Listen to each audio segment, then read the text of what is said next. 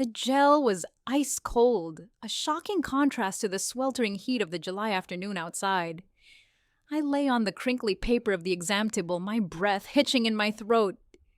This was the moment I had waited for, the 20-week anatomy scan. My husband, Julian, was usually tethered to my side, his hand possessively gripping mine. But a crisis at his architectural firm had kept him away. For the first time in my pregnancy, I was alone. The technician, a woman named Dr. whom I had never met before, moved the transducer across my belly. The room was dim, illuminated only by the rhythmic flicker of the monitor. At first, there was the swoosh. Swoosh of the blood flow, the blurry outline of a spine, the tiny flicker of a heart. But then Dr. Eris stopped. Her hand began to tremble.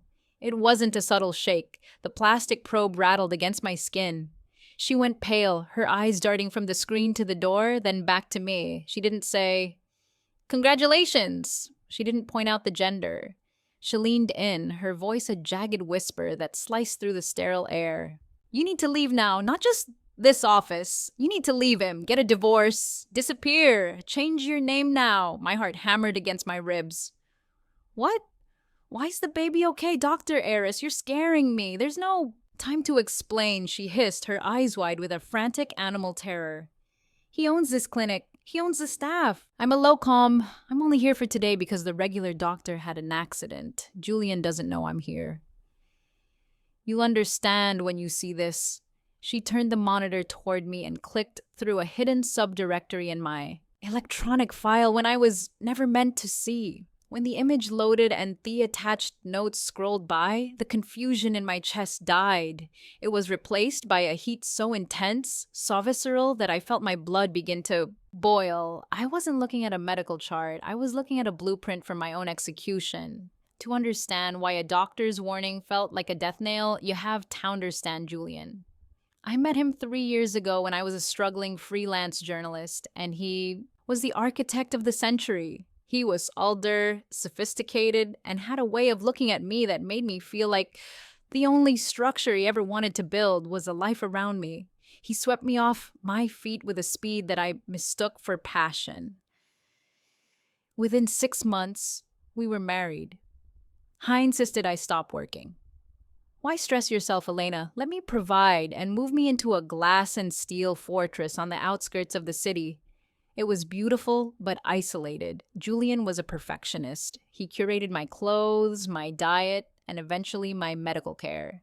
When I got pregnant, he was ecstatic, but his joy had a sharp, frantic edge to it. He handpicked my obstetrician, Dr. Sterling, and insisted on private clinics where the staff treated him like a king. I thought it was just the behavior of an overprotective, wealthy father-to-be. I didn't realize I was being prepared like a piece of livestock for market. I had spent months feeling grateful for my perfect life, ignoring the way Julian's friends looked at me with pity and the way the household staff never stayed longer than a month. I was a bird in a gilded cage, and I had been singing for the man who was sharpening the knife. On the monitor, Dr. Eris showed me a document titled Project Phoenix Stage 3 Implementation. It wasn't a pregnancy record, it was a biological contract. There were photos of 2 other women who looked eerily like me. Dark hair, hazel eyes, the same slight curve of the jaw. Under their photos were dates of death, both listed as complications during childbirth. "Who are they?" I whispered, my voice trembling. "His previous wives," Eris said, her fingers flying over the keyboard. "The public thinks he's a tragic widower. The truth is, Julian isn't looking for a wife, Elena. He's looking for a specific genetic match." "Look at the baby's DNA markers." She pointed to a sequence on the screen. It wasn't a normal scan, it was a comparative analysis. The fetus I was carrying wasn't a mix of Emmy and Julian. It was a 100% genetic clone of his first wife, the only woman he ever truly loved, who had died 10 years ago. He had spent a decade and millions of dollars in illegal biotech to recreate her. But the part that made my blood boil wasn't just the lie of the child, it was the maternal exit strategy section. Because the cloning process was unstable. The vessel, that was me, had to be heavily medicated with a specific compound to prevent rejection. The notes written in Julian's own elegant script detailed how the compound would cause a massive, untraceable hemorrhage during the final stage of labor. I was never meant to leave the delivery room. I was a disposable incubator for his resurrected ghost. The complication was scheduled for 3 weeks from today. He was going to induce me early. He was going to kill me to bring her back. I didn't cry. The betrayal was too deep for tears. It required a colder, harder response. How do I get out? I asked Dr. Eris. His security is in the lobby. The service elevator in the back leads to the laundry loading dock, she said, handing me a thumb drive. I've downloaded everything. The signatures, the bank transfers to the legal lab, the exit strategy. Go now. I left the clinic through the back. My heart a drumbeat out of war. I didn't go home. If I went back to the glass fortress, was dead. Instead, I went to a burner phone shop, then to a cheap motel where I sat in the dark staring at the thumb drive. Julian called me 20 times. He sent texts. Where are you, darling? I'm home. I have a surprise for you. The surprise was my death. I felt a surge of cold fury. He thought he was the architect. He thought he could design my end. He'd forgotten one thing. I was a journalist before I was his vessel. I knew how to find the cracks in a foundation. I spent the next 48 hours working. Didn't call the police. Not yet. Julian had them in his pocket. I called his rivals. I called the board of directors of the biotech firm he had secretly funded. I called the investigative leads I had spent years cultivating. But most importantly, I called his ego. I sent him a single message. I know about Phoenix. I'm at the summer house. Come alone if you want the drive back. If I see anyone else, the world sees the widower hour's true face. The summer house was a remote cabin Julian owned, perched on a cliffside. It was where he had taken me on our honeymoon. It was the perfect place for a final act. When Julian arrived, he looked exactly like the man I loved, handsome, concerned, impeccably dressed. But when he saw me sitting on the porch, holding the thumb drive over a lit candle, his face shifted. The mask of the loving husband disintegrated, revealing the hollow, obsessive monster beneath. Elena, be reasonable, he said, his voice smooth as silk. You don't understand the science.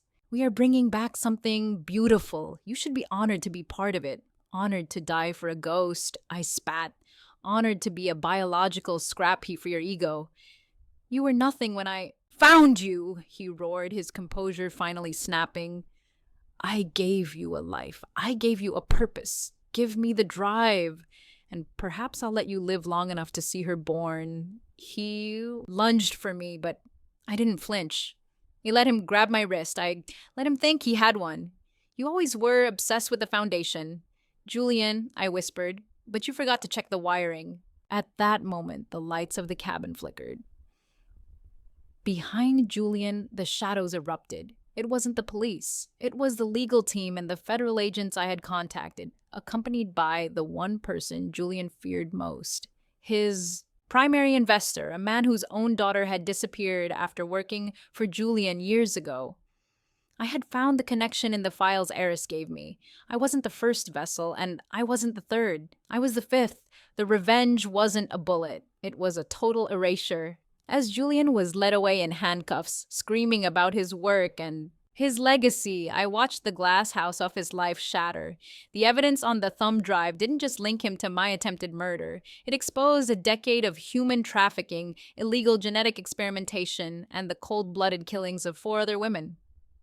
I didn't lose the baby. The medication Julian had been secretly slipping into my vitamins was flushed from my system. The biotech firm, terrified of the scandal, provided the best real doctors in the world to ensure the pregnancy could be carried to term safely. But I made one thing clear: this child would not be a clone. Through a series of corrective procedures and the natural development of the fetus, the Phoenix Project was terminated. The child born 3 months later was just a baby. My baby. She had my eyes and none of the ghosts Julian had tried to conjure. I stood on the balcony of my new apartment, overlooking the city where Julian's building still stood, though his name was being chiseled off every one of them. He was serving life without parole in a psychiatric wing of a federal prison forgotten by the world he tried to impress. I looked down at the infant in my arms. Julian wanted to build a legacy out of death and control. He wanted a world where he was the architect of every heartbeat. He failed. I looked at the ultrasound photo I had kept, the one Dr. Eris had used to save my life. On the back, I had written a single note to my daughter for when she was older. You were born from a fire, but you are not the phoenix. You are the one who survived the flames. The architect was gone. The fortress was dust. And for the first time in my life, I was the one holding the blueprints. The end.